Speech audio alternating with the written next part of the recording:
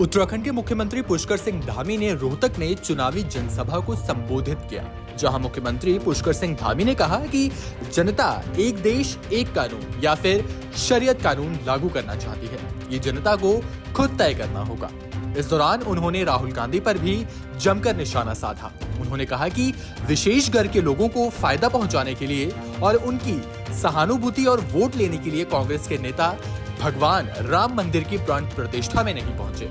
आप पार्टी और कांग्रेस पार्टी एक दूसरे को गालियां बक रहे हैं, एक दूसरे के खिलाफ जितना प्रोपेगेंडा एक दूसरे को जितना भला बुरा कह सकते हैं उतना भला बुरा कह रहे हैं। और हरियाणा में गठबंधन में है, दिल्ली में गठबंधन में है, तो ये कहीं ना कहीं लोगों को बेवकूफ़ बनाने का काम कर रहे हैं, जनता को बेवकूफ़ समझते हैं। इस प्रकार की इनकी जो सोच है ये निश्चित रूप से बहुत घातक सोच है। केजरीवाल जी खुद आज शराब घोटाले में 2 तारीख तक के लिए अंतरिम जमानत पर आए हुए हैं और उन्होंने तमाम बड़े बड़े वायदे किए थे। उस समय तमाम बड़ी बड़ी बातें करी थी कि मैं सरकार में, मैं राजनीति में हूँ, लेकिन मेरे ऊपर एक भी आरोप लगेगा तो मैं छोड़ दूंगा, मुझे कोई कार नहीं चाहिए, मुझे कोई बंगला नहीं चाहिए, मुझे कोई गाड़ी नहीं चाहिए।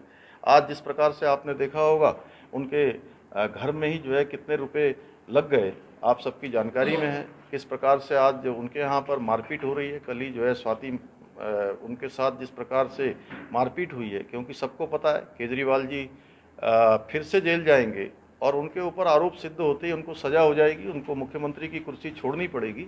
तो वहाँ कई दावेदार मुख्यमंत्री के पैदा हो गए हैं, इसलिए वहाँ पर इस प्रकार की बातें हो रही हैं।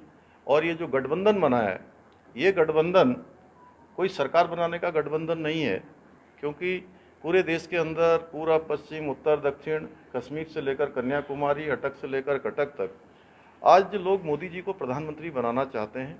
उसके लिए लोग आगे बढ़ चढ़कर इस चुनाव को अपने हाथों में ले रहे हैं और इनको भी पता है कि हमारी सरकार नहीं बनने वाली है। आप देखिए कि कांग्रेस पार्टी के युवराज जिस प्रकार से अपनी परंपरागत सीट छोड़कर अमेठी, जो उनकी परंपरागत सीट होती थी, उस सीट पर उन्होंने पर्चा दाखिल करना, वहाँ से चुनाव लड़ना, वो हिम्मत नहीं कर पाए। ये इस बात का प्रमाण है कि उन्होंने हार मान ली है और पूरी पार्टी उनकी जो है कोई मनोबल उस पार्टी का नहीं है। दक्षिण के राज्यों में भी इस बार उनका जनाधार घट रहा है, वहाँ भी भाजपा का जनाधार बढ़ रहा है।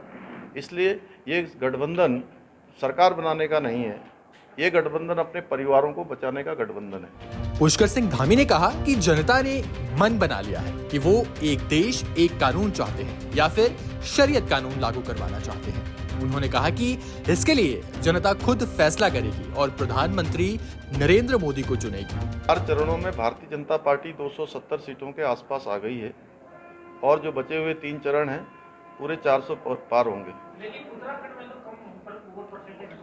वोट प्रतिशत चाहे जितना कम हुआ हो, अंतर बड़ा होने वाला है भारतीय जनता पार्टी की जीत का। अच्छा, आपने खास यूसीसी का जिक्र किया। यूसीसी कितना महत्वपूर्ण है समान नागरिक से? आपके यहाँ पर देखिए, देश को ये भी तय करना है कि एक देश के अंदर एक कानून होगा, एक निशान होगा, एक प्रधान होगा, एक संविधान होगा, या पर्सनल लॉ लागू होगा, शरिया कानून लागू होगा, या देश किसी विशेष एजेंडे पर चलेगा, या देश एक समान नीति पर चलेगा। तो वही समान नागरिक संहिता है, देवभूमि उत्तराखंड में वो विधेयक बन चुका है और पूरे देश के अंदर भारतीय जनता पार्टी के संकल्प पत्र में देश भर में उसको लागू करने का संकल्प ले लिया गया है। पुष्कर सिंह धामी ने कहा कि कांग्रेस और आम आदमी पार्टी मिलकर लोगों को बेवकूफ बना रही है। उन्होंने कहा कि दिल्ली में अब मुख्यमंत्री के कई दावेदार हो चुके हैं, जिसके चलते आए दिन मार पिटाई हो रही है। वहीं पुष्कर सिंह धामी ने रोहतक में भाजपा प्रत्याशी डॉक्टर अरविंद शर्मा को वोट देने की भी अपील की। हालांकि नेताओं को समर्थन देने के लिए कई दिग्गज नेता दूसरे राज्यों से आ रहे हैं, लेकिन जनता किसे अपना उम्मीदवार चुनेगी, इसका फैसला तो 4 जून को ही होगा।